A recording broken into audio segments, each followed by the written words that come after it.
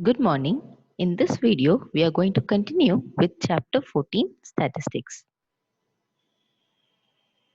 We had already seen in the previous video that statistics is a collection, analysis, interpretation of quantitative data. And we had seen the definition of class mark, which is upper limit plus lower limit by 2. That is average of the class limit. And we had seen how to find the mean using direct mean method using the formula x bar equal to sigma fi xi by sigma fi.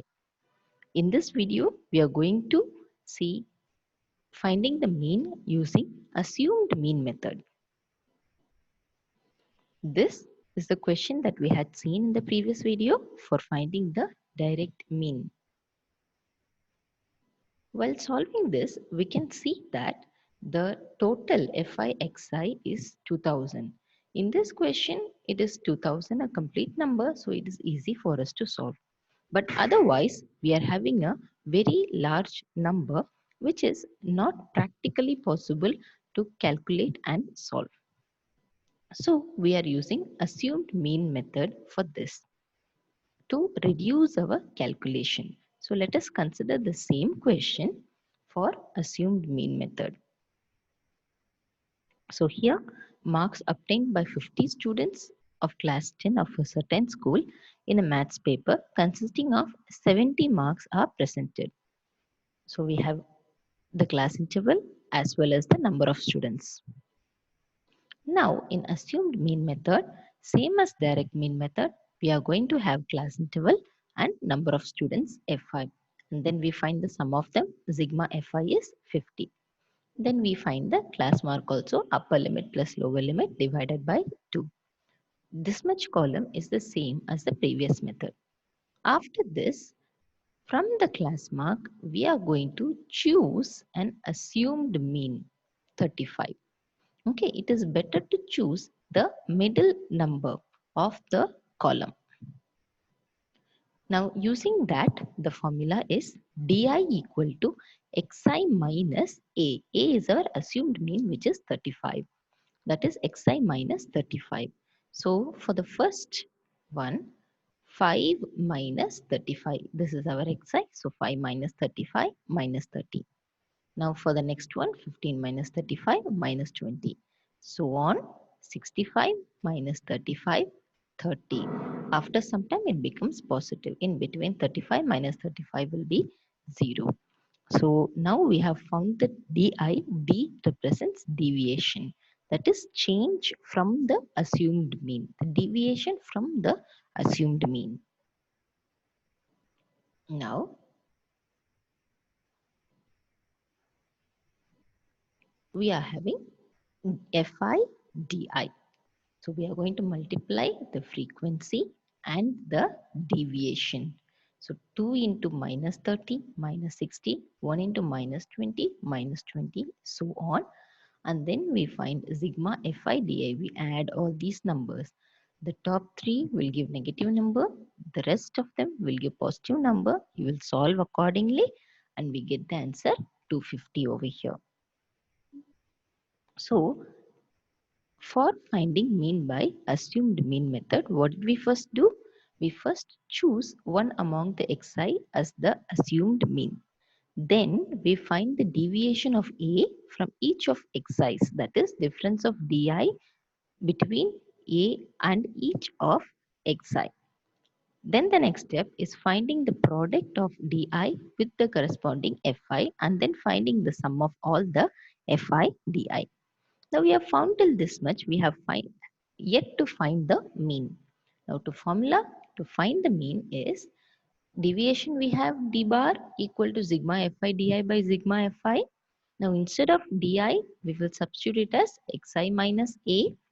Let us split it, sigma fi xi by sigma fi and sigma fi a by sigma fi. Sigma fi by sigma fi is x bar minus a into, we take a common out, then sigma fi by sigma fi. Fi would get cancelled. We are left with x bar minus a. X bar is mean. We have to find the mean. So x bar equal to A plus D bar. D bar we already know, sigma Fi di by sigma Fi. This is our formula for assumed mean method. X bar equal to A plus sigma Fi di by sigma Fi. So we had found sigma Fi di 250 for the previous question, and we have sigma Fi is 50. We'll substitute in the question formula. A is 35, so 35 plus 250 by 50, we get the answer 40. So let us take another example. The following table represents the number of people in each age group in a particular locality of 1000 people. Table is given to us. Now again, we will form, we have Fi, sum of them is 1000. Xi we have formed, and we are assuming 25 to be A. In this, you see that there are even number of intervals. So there's a confusion whether we have to take 25 or 35. Both are middle, isn't it? You can choose any. In this question, we will see how it affects, the answer affects. Okay. So suppose if we are choosing 25 to be our assumed mean, then di will be minus 20, minus 10, 0, 10, 20 and 30. Fi di multiplying Fi and di correspondingly, we will get the answer. Then sigma, that is summation of all of them, is 6300. Then we substitute them in the formula. A plus sigma Fi di by sigma Fi, assumed mean is 25, 6300 divided by 1000. So we get the answer to be 31.3 in this case. This is the first type that we are seeing.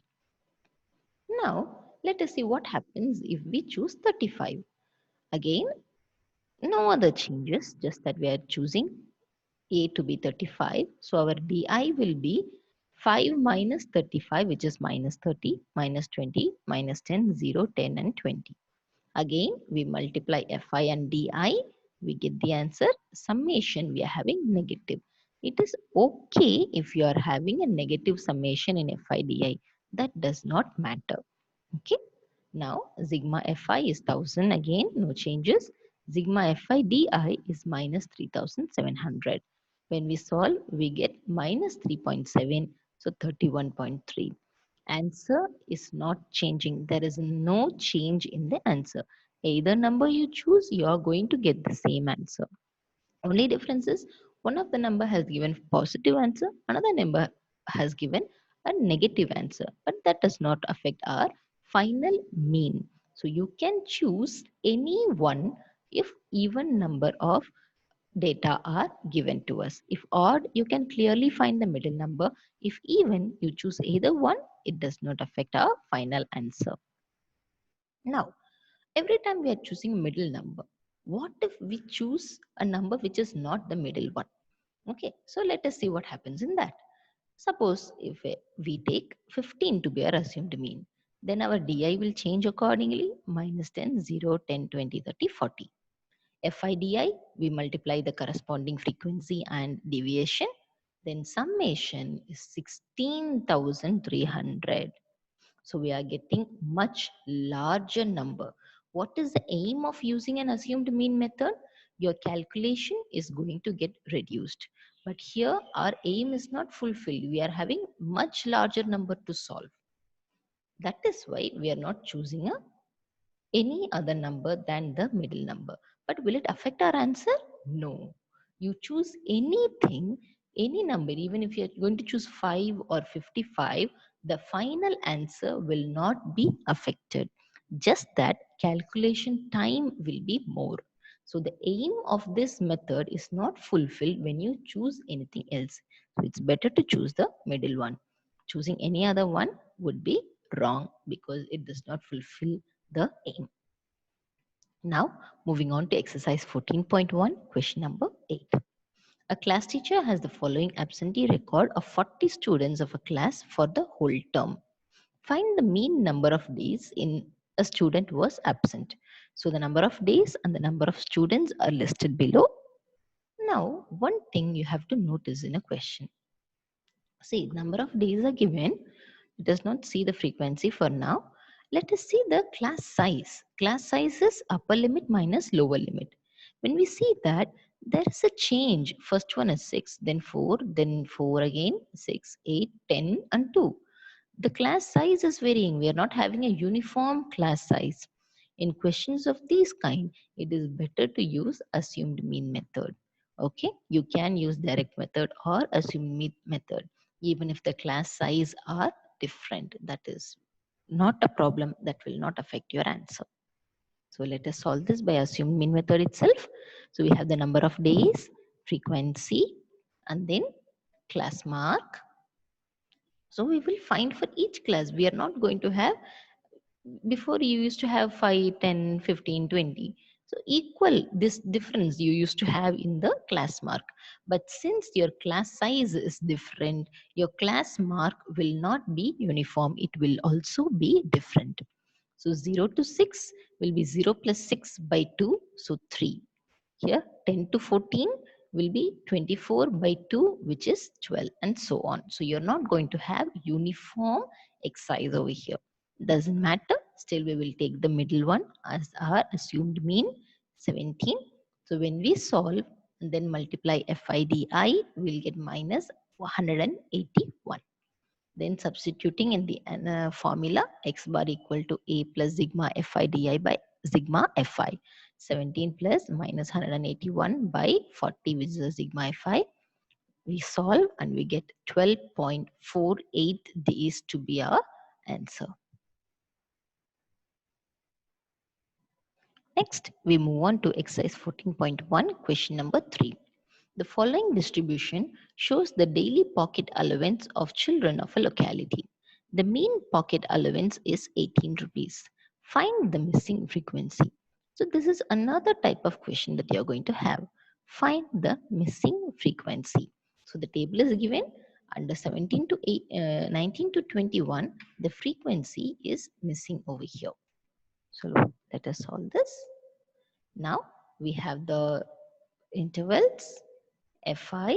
When you add them, add the numbers separately and then don't forget to write plus f, because there is one f over here. So we will add f to that in the total. Now xi we find using the formula, the class mark, and then the middle number is chosen to be the assumed mean. Let us find di for that. Di is found using the xi, so we get the complete column. Now FIDI, frequency and deviation. 6 sevens are 42, 6 fours are 24, 9 twos are 18, 13 into 0 is 0. Now f into 2 is 2f. The other number gets multiplied exactly as such. Now when you're adding all of them, add all the numbers separately plus 2f.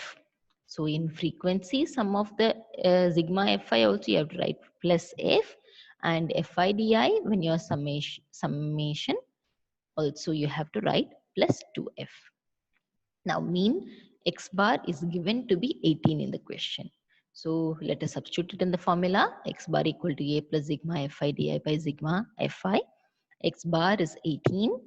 Assumed mean is also 18 over here. Plus sigma fi di is 2f minus 40. Sigma fi is 44 plus f. Now 18 would get cancelled. So we'll get the answer 0. And 2f minus 40 divided by 44 plus f. So when we cross multiply, we get 2f minus 40 is 0. 2f is 40, so f is 20. So therefore, we have found our missing frequency, which is 20. So now, in this video, till now, whatever we have studied is presented here. First, we had seen the definition, class mark, and mean by direct mean method, x bar equal to sigma fi xi by sigma fi, and mean by assumed mean method, x bar equal to a plus sigma fi di by sigma fi. With this, we have come to the end of this session. Let us continue in the next video. Thank you.